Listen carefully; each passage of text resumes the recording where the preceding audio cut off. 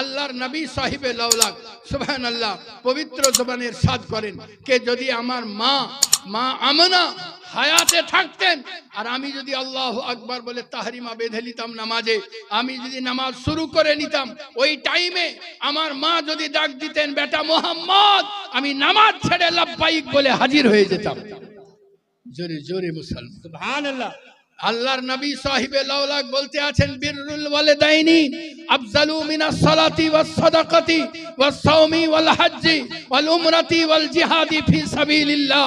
মা বাপের সঙ্গে উত্তম ব্যবহার করা নামাজ অপেক্ষা উত্তম, রোজা অপেক্ষা উত্তম, হজ অপেক্ষা উত্তম, যাকাত দেওয়া অপেক্ষা উত্তম, উমরা অপেক্ষা উত্তম, আল্লাহর রাস্তায় মাথা কাটিয়ে দেওয়ার চাইতে উত্তম। সুবহানাল্লাহ।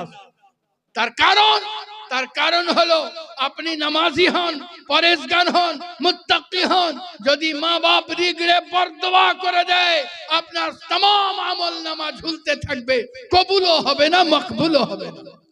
হযরতে মুসা কালিমুল্লাহর জামানায় এক মহিলা ছিলেন, বড় নামাজি পরেজগার, আল্লাহর খাসসান বান্দিদের ভেতরে একজনা, কিন্তু তার ছেলে ছিল মদখোর, মদ্যপান করতে আছে। মা বললেন বেটা তাওরাত কিতাব আল্লাহর কালাম মদের খাওয়া অবস্থায় পড়িও না। একদিন মানা করলেন, ছেলে শুনলো না, গলার আওয়াজ ভালো, আবার তারপর দিন পড়তে শুরু করে দিলেন, আবার পড়তে শুরু করে দিলেন। মা থামতে না পেরে ওর কানটাকে ধরে বলছেন ওঠ, তোর এত বড় মাজাল আল্লাহর কালাম পড়িস মদের হালতে। যেমনই বলা মায়ের গালে এক থাপ্পড়। মা বলতে আছেন বেটা আমাকে থাপ্পড় মেরে দিলি, কত সুখ নিদ্রা আমি ত্যাগ করেছি তোর জন্য, জওয়ানিতে বিধবা হয়েছি তোকে লালন পালন করার জন্য, বিবাহ পর্যন্ত করি নাই, আর আজকে তুই থাপ্পড় মেরে দিলি, আল্লাহ যেন তোর উপরে রাজি না হন। বলে মা তুমি বরদোয়া করতে আছো আল্লাহ রাজি না হন, আমি আল্লাহকে রাজি করে তোমাকে দেখিয়ে দেবো। বলে কোথায় যাবি? বলে আমি কোন খানকাতে নয়, জঙ্গলে গিয়ে নিরিবিলি এক আল্লাহর ইবাদতে নিজেকে মগ্ন করে দিয়ে আমি তোমাকে দেখিয়ে দেবো আল্লাহকে রাজি করা সহজ, তোমাদের মতো বাপ মাকে রাজি করা কঠিন। মা বলতে আছেন বেটা জঙ্গলে যাবি যা, আর যেখানেই যাবি যা, আল্লাহ যেন তোর উপরে রাজি না হন। ছেলে রাগ করে বাড়ি থেকে বেরিয়ে গিয়ে জঙ্গলের মধ্যে প্রবেশ করলো, ঝর্ণার পানি খেয়ে গাছের ফল ও পাতা খেয়ে জীবন ধারণ করে আর আল্লাহর ইবাদতে মগ্ন হয়ে যায়। এ আমার প্যারা সুবহানাল্লাহ, একদিন দুই দিন নয়, আনুমানিক 40টি বছর অতিক্রম করে দিয়েছে। 40টি বছর অতিক্রম করার পরে আল্লাহর দরবারে হাত উঠিয়েছে মাওলা। প্রতিপত্তি চাইনি, শহরত চাইনি, অর্থ চাইনি, দুনিয়ার কোনো দৌলত চাইনি। মাওলা এতটুকু বলো তুমি রাজি আছো না রাজি নাই? সুবহানাল্লাহ, আসমান থেকে হাতি পে আওয়াজ দেয় যা যা জঙ্গল থেকে বেরিয়ে যা, আগে মাকে রাজি করে লে, তোর মা রাজি আছে তো আল্লাহ রাজি আছে। সুবহানাল্লাহ সুবহানাল্লাহ। যা জঙ্গল থেকে বেরিয়ে যা। জঙ্গল থেকে কোন রকম বেরিয়ে গিয়ে মানে ওই লোকটা আল্লাহর দরবারে আরজ করলো মাওলা তোমার যদি মা মারা গেছে কোনো কথা নাই, কিন্তু মা যদি আমার হায়াতে আছে হায়াতটি বাড়িয়ে দিও যেন মায়ের কাছে ক্ষমা পেতে পারি। সুবহানাল্লাহ, কোন রকম করে মায়ের দুয়ারে এসে নক করতে আছেন, মা দরওয়াজা খোল, মা দরওয়াজা খোল। ভেতর থেকে ক্ষীণ গলায় আওয়াজ আসছে, কে বেটা? বলে আমি চিনতে পারছি না, কে তুমি? সুবহানাল্লাহ, দরজা খুলে ছেলেকে চিনতে না পেরে বলতে আছেন, মা চিনতে পারো না? বলে আমার হাড়ে চামড়ায় লেগে গেছে। সুবহানাল্লাহ, শরীর ক্ষীণ প্রায় হয়ে গিয়েছে, দাড়ি লম্বা হয়ে গেছে, গোঁফ বড় হয়ে গেছে, মা চিনতে পারো না? আমি সেই তোমার কুলাঙ্গার ছেলে যে তোমার মুখে থাপ্পড় মেরেছিল, চপেটাঘাত করেছিল। সুবহানাল্লাহ, মা তুমি মাফ করে দাও, নয়তো আমি বরবাদ হয়ে যাব।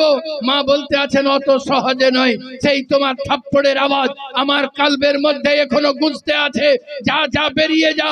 সুবহানাল্লাহ, ওখান থেকে বেরিয়ে গিয়ে বন্ধু বান্ধব বান্ধবদেরকে সঙ্গে নিয়ে সুবহানাল্লাহ কাঠ জড়ো করে আগুন ধরিয়েছে।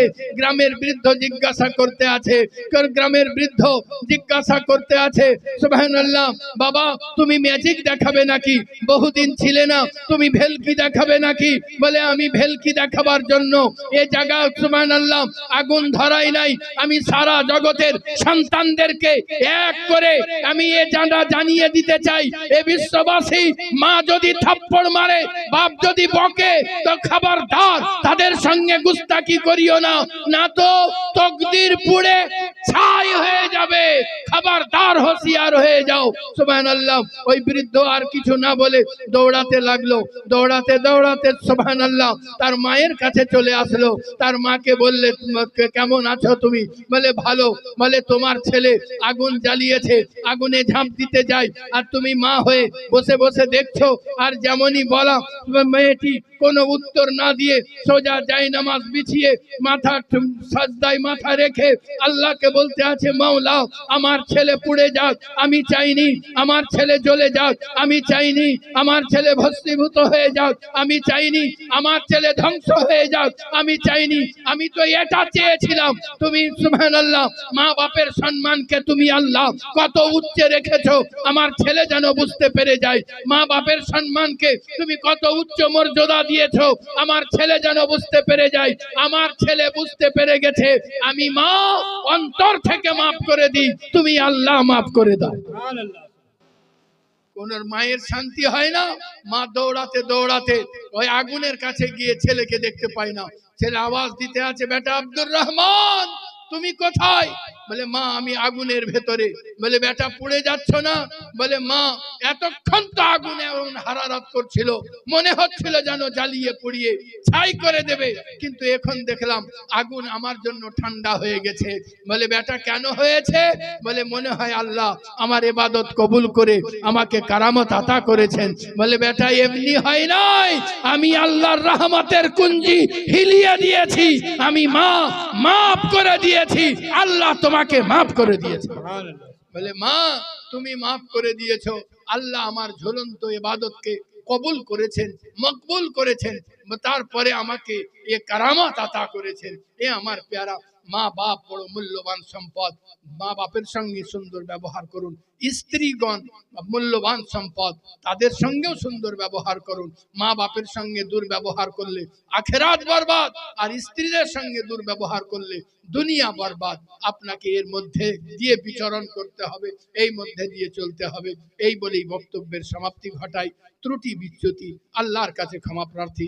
আস্তাগফিরুল্লাহ রব্বি মিন কুল্লি যামবিন ওয়া আতুবু ইলাইহি লা হাওলা ওয়ালা কুওয়াতা ইল্লা বিল্লাহিল আলিয়্যিল আযীম।